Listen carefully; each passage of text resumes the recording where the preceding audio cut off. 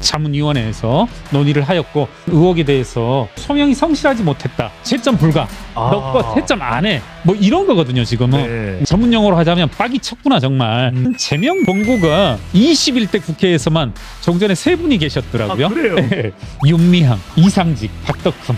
김남국 의원이 출마를 한다 한들 얼마나 표를 잠식할 수 있을까. 정말 김남국 의원이 국민적인 호소력이 있을까. 상당히 전 회의적이거든요. 국민의힘 입장에서는 정치공학적으로 김남국 의원이 출마해 주길 바라겠죠.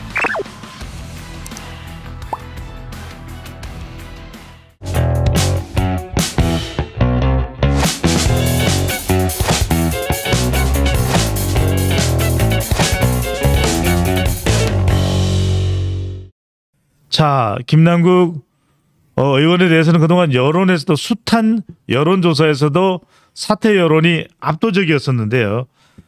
이 제명 결과가 일단 나오게 된 배경, 이유 뭐라고 보십니까? 네, 보니까 이제 유재풍 위원장이시죠. 네. 국회법상의 국회의원의 품위 유지 의무 위반, 윤리강령 준수와 성실 의무 위반, 사익 추구 금지 의무 위반. 이 건에 관해서 이제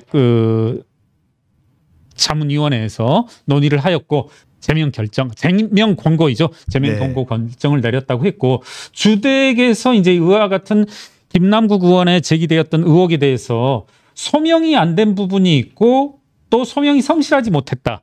이런 부분을 얘기하는데 태도까지 문제가 됐네요. 그렇죠. 그러니까 제가 봤을 땐 이 회계사의 시각으로 봤을 때 저는 그런 식으로 받아들였어요. 이게 저번에도 비슷한 비유를 했었는데 야 김남국 너가 낸 자료들 이거 보니까 20점이야 27점이야 이게 아니라 소명이 안 된 부분이 있고 성실하지 못했다. 일종의 의견 거절, 채점 불가. 넣고 채점 안 해. 뭐 이런 거거든요 지금은. 네.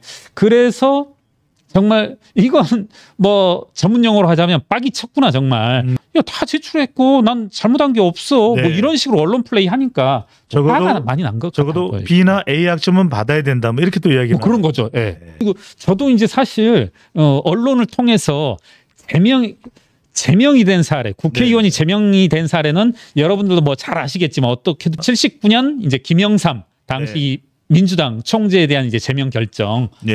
뭐 이런 것 신민당 총재였던가요? 신민당이었겠네요. 죄송합니다. 그렇죠. 이른바 민주화 운동의 상징 그러면 우리 뭐 역사적으로 많은 분들이 계시지만 그래도 양김이라고 이야기 하지 않습니까?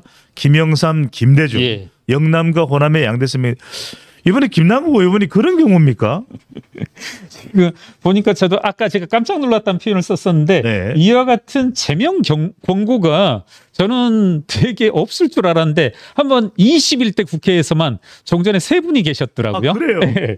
그래서 윤미향, 이상직, 박덕흠. 네. 어떻게 보면 다 있을 만한 분들이 있었다. 뭐 이런 생각을 하고 정말 21대 국회는 조금은 앞으로 우리가 국회의 역사를 거론할 때는 보다 좀 상당히 창피한 그런 국회사로 기록되지 않을까 지금 그런 우려가 남습니다. 그래서 지난 대선도 그렇고 학교 선후배로 그 누구보다도 가까웠던 이재명 대표 별다른 반응이 없습니다. 그러니까 뭐 좀 실드를 쳐준다든지 이 실드를 쳐준다는 표현은 좀 방어막이 되어준다든지 김남국 의원을 좀 감싸준다든지 이런 반응이 전혀 나오지 않고 있는 것은 어떤 이유로 해석을 해야 될까요? 그런 것이지 않겠습니까? 그러니까 과연 김남국이라는 상품이 국민들을 상대로 해서 앞으로 어떤 효용이 있을 것인지 이런 측면에서 본다라면 이재명 대표 스스로 봤을 때도 얘는 이제 다 썼다. 다 떨어졌다. 김남국 의원의 어떤 정치적 진로 이런 것들에 대해서. 그리고 고려할 여수도 별로 없다. 김남국 의원 자체가.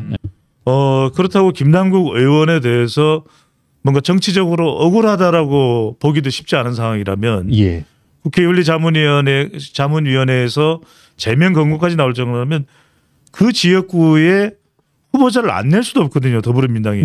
그러면 더불어민주당, 국민의힘, 더군다나 무소속의 김남국 의원까지 어떤 상황이 될까요? 해당 지역구요? 예. 해당 지역구 공천을 잘못하면 김남국 의원도 더불어민주당 이게 그냥 분석적인 차원에서 말씀드리는 겁니다. 더불어민주당도 후보자를 내고 김남국 의원까지 출마를 하면 표가 갈릴 거 아니겠습니까? 네네. 자칫 여기가 더불어민주당이 손 안 대고 코 푸는 지역은 아니거든요. 그렇습니다. 제 기억에는 예. 박순자 의원인가 네네, 상당히 오랫동안 이 텃밭을 갈구었던 곳이기도 하고 그러면 국민의힘의 의부지를 또 누릴 가능성도 생기지 않을까요?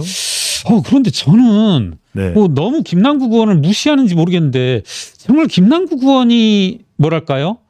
국민적인 호소력이 있을까? 과연 민주당이라는 딱지를 떼었을 때 더군다나 어떻게 보면 상당히 본인이 스스로 한 본인의 행동의 결과로서 빚어진 건데 오물이 씌어진 상황에서 과연 몇 프로의 득표나 할 수 있을까? 이분이 대중적인 흔히 말하는 이제 소구력이라고 하나요? 이런 게 과연 있을까? 좀 상당히 전 회의적이거든요. 그래서 네. 김남국 의원이 출마를 한다 한들 얼마나 표를 잠식할 수 있을까? 물론 국민의힘 입장에서는 정치공학적으로 김남국 의원이 출마해 주길 바라겠죠. 네. 감히 몇 표라도 떨어뜨려 줘야 되고 말씀하신 것처럼 제가 봤을 때 지난 21대 총선 이전을 보게 되면 20대 19대 18대를 보게 되면 이 안산이 그렇게 일방적이지만은 않은 지역구이거든요. 예. 그렇게 본다라면 국힘은 김남국 의원이 출마하는 걸 바랄 테고 그리고 민주당은 한 표 한 표가 아쉬울 수 있는 상황일 것이고 한다라면 이제 김남국이 변수가 될 수도 있을 텐데 저는 그러함에도 불구하고 김남국이 과연 얼만큼의 영향력을 있을까? 자칫 김남국이라는 이슈 자체가 여러 상황으로 민주당이 김남국을 주저앉히려고 한다. 그리고 김남국이 화제가 되면 될수록 전국적인 견지에서 봤을 때 민주당에게는 악재임이 분명하니까. 그래서 진보 정치평론가 쪽에서도 방송 나오면 하는 이야기가 김남국 의원의 이 거취 표명이 필요하다. 네. 정치적 결단을 내려야 된다. 네. 내릴까요? 안 할 것 같아요. 그러니까 김남국 의원의 어떤 퍼스널리티를 조금 아는 입장에서 친분이 있는 입장에서는 못한다. 안 한다. 못한다 보다는 안 한다 쪽이겠죠. 네. 우리가 저는 이제 이런 분석이 과연 적합할지 모르겠지만 경영학에서는 항상 이렇게 코스트 베니핏 이 효익 비용 분석이라고 하는데 김남국 입장에서는 이 국회의원이라는 자리 너무나 매력적이고 본인이 22대 국회의 출마로부터 얻을 수 있는 것, 잃을 수 있는 것 이렇게 따져본다라면 김남국이 잃을 수 있는 건 별로 없다. 지금 상황에서. 그렇다라면 무슨 짓이든 할 거고 앞으로 본인의 무슨 짓이든 할 수 있는 그런 가능성들을 미리 차단한 가능성은 없다.